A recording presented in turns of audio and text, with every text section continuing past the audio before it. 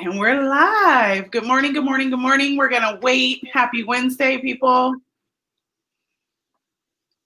Wait a few minutes, let people kind of come in. Also, 9 o'clock is a new time for anything we're doing. So we have to give them a little time to realize that, hey, we're here. We're doing the thing. Doing the thing. It's Wednesday. How is it Wednesday?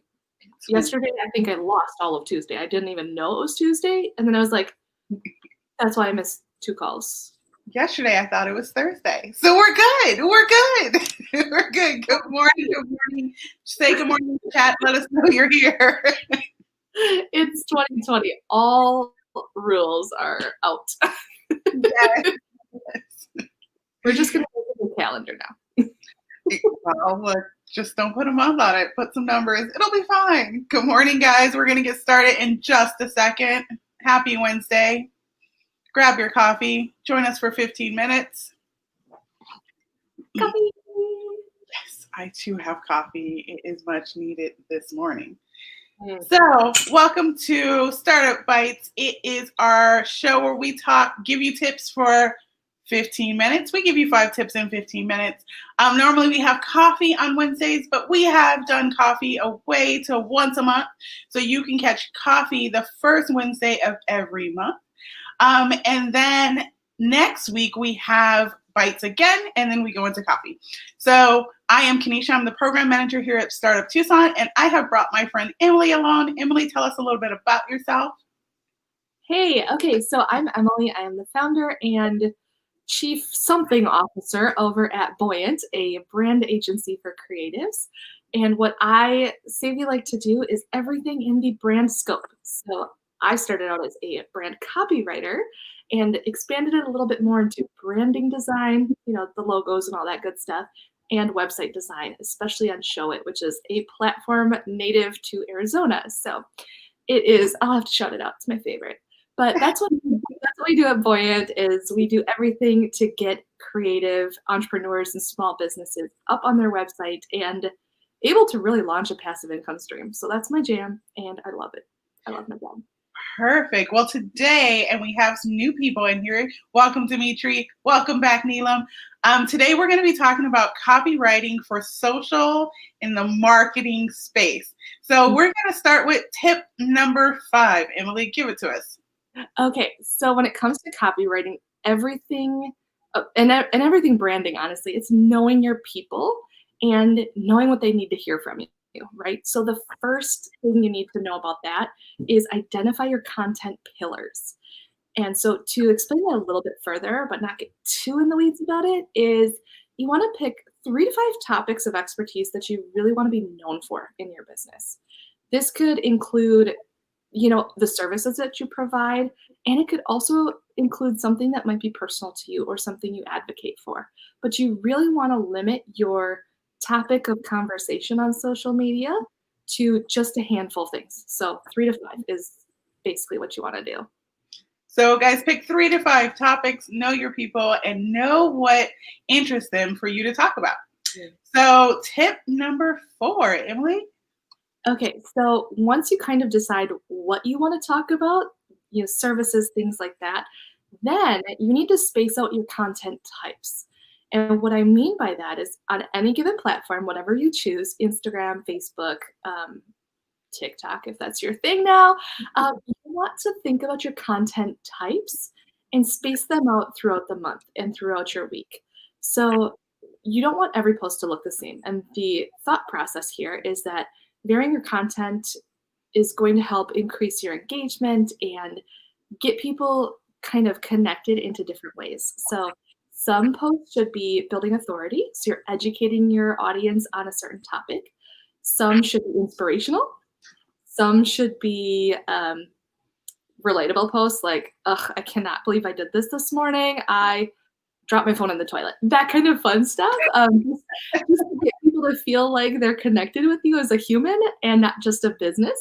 And then also just the fun stuff. Sometimes you have a National Cat Lovers Day or, fun holiday things that you really want to put attention to. Those things are great for attracting new people and engaging your existing audience. So educate, inspire, relate. Yes. No cat videos, cat videos, cat videos, but educate people on your cats, inspire them with pretty cat photos, and then make it relatable because something happened with your phone dropping in the toilet. I got all of that. I'm ready to go. Sure. So keep it interesting. It's kind of like if you go out to a restaurant with a friend and all they talk about is the one same topic and they never go off of that one topic. You're like, oh, we've talked for 2 hours about the same thing. It gets really kind of boring. So your audience wants to see some variety from you within that content pillar sphere, essentially. All right, guys. So we got educate, inspire, and relate, and space out your content is tip number 4. So what's your tip number 3? Okay, write that first sentence in your caption wisely. So when it comes to captions, I could go on for hours about how to use the best copywriting formulas and all that jazz. Side hint, definitely Google copywriting formulas for Instagram, for Facebook, all those things. They exist out there. Use these free tools. Formulas are your best friend. But here's what you're going to want to do. Make sure that first sentence you put on your Instagram post or Facebook post hooks your reader in, gets them interested, gets them thinking, oh, I have to click through and read more. Because the quicker you get them to hop in there and really get engaged, the more likely you're going to have them share your post, comment on the bottom, click like, and tag a friend. Those are all the good things. So hook them in, hook in your reader. So hook in your reader in the first sentence, not the third sentence, because they're probably not going to scroll down to the third sentence. So get them in the first one. So tip number 2. Okay, so at the very end of your post, or even sometimes sprinkled in the middle strategically, use a call to action. You'll always want to have a call to action in your captions because it's great to read some sort of content, but then sometimes your readers don't know what to do at the end. You want to say, hey, I want to invite you to come check out my new blog post, or I want you to comment below and share your take on this, get the audience take on a certain topic, or kind of get that engagement or invite them to check out a new product or service.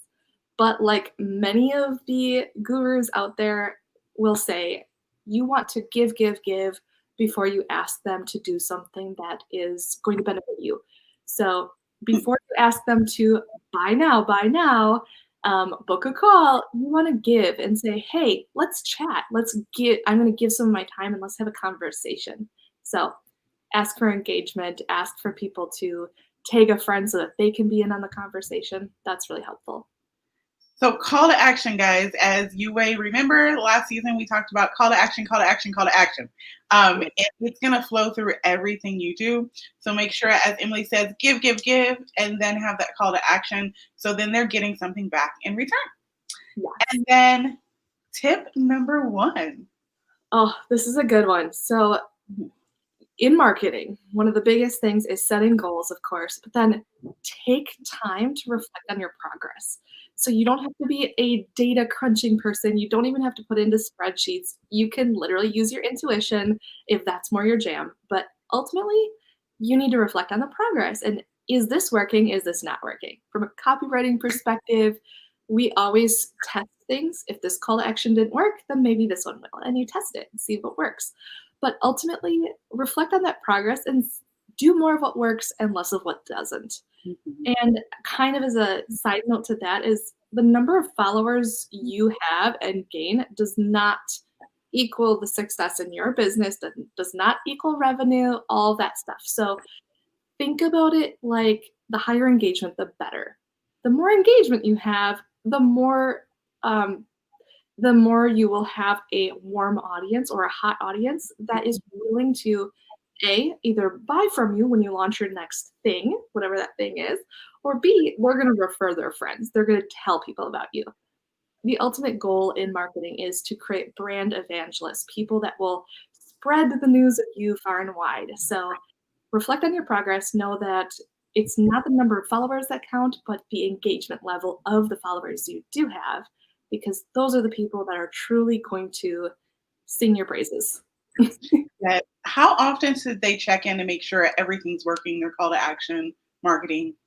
Yeah, so some people are going to be that once a week I log in and I check out my stats. That's a little much for me. Some people are once a month. Some people are truly once every quarter, 6 months, or a year. It doesn't matter what I tell you or what somebody else tells you. It's what feels good to you. So if you feel really comfortable checking in once a quarter and saying, okay, this was cool, this works, do that. I know a lot of people who like to launch products, services, and things on a quarterly basis.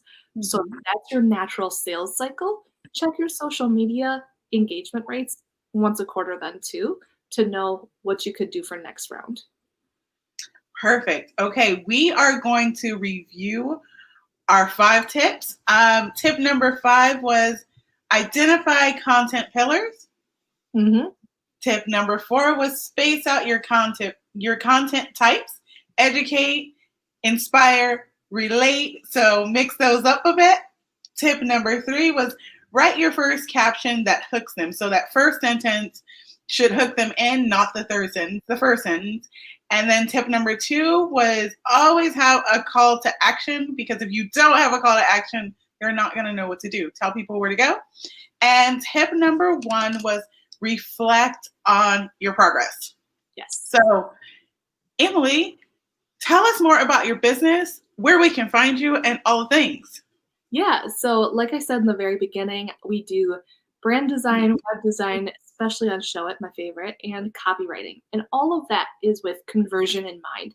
I know conversion in sales can be kind of a funky little concept for a lot of people because they feel a little awkward about it, but ultimately, copywriting is sales writing for businesses, and that is my favorite thing. I want to help people basically get their audience to take action. Signing up for newsletters, listening to a podcast episode, booking a call, buying a product, all those things are great goals to have, and that's what my business does for people. So if you're interested in checking out what I do and learning more about the content pillars that I share about, the things that I like to provide services to and educate on, you can find me on Instagram. I'm at buoyant.marketing. And yeah, I'm there all the time, learning how to do reels because I'm super cool like that. We have a couple of minutes. Please tell us all about Instagram Reels quickly. Oh my gosh. So it's fun. And I would say my biggest tip on anything new, any new social media platform is have fun with it, try it, and don't be afraid to implement it, even when it's brand new. Like, test it out. Don't be shy, right? So right now, the Reels concept is great. It's kind of like TikTok, but not quite. It has no dancing involved if you don't want it involved. That is not me. I feel like I'm too old for that at that point. But Reels is great because you can take little snippet videos, add some music if you have that music feature. Also, send me a DM on Instagram. I will tell you if you don't have that music feature how to get it, because I got it. What else? Yeah, it's really fun. I showed people how to make coffee the other day, or a latte, or a cappuccino. It really was not a latte, but you know. I have a lot of fun with Reels because it's something that is a creative outlet with no stress. So make sure you always have some sort of creative outlet with no stress or no strings attached, no reflection on your progress. Don't worry about it. Just have fun with it. That's my fun platform. Guys, go check out Instagram Reels. I have not checked it out, so I'm going to check it out as well. Our upcoming stuff for Startup Tucson is we have Innovation Economics tomorrow, Egg Salad with Dale Gines. We're talking about inclusivity and economic productivity. So if you have not registered for that, please jump on the website. It is going to be via Zoom, so that's the only way you can watch it and possibly get the replay. Next week, we have Startup Bytes with Lauren from Sigfus Design. Make sure you check out the new website and catch us next week. Emiliee, thank you again for being here with us today. Your tips were wonderful. We will put the tips in the comments if you missed them. Make sure you watch the replay. Comment if you have questions. We'll be checking in. And we will see you next week for another episode of Startup Bytes. Bye, guys. Bye.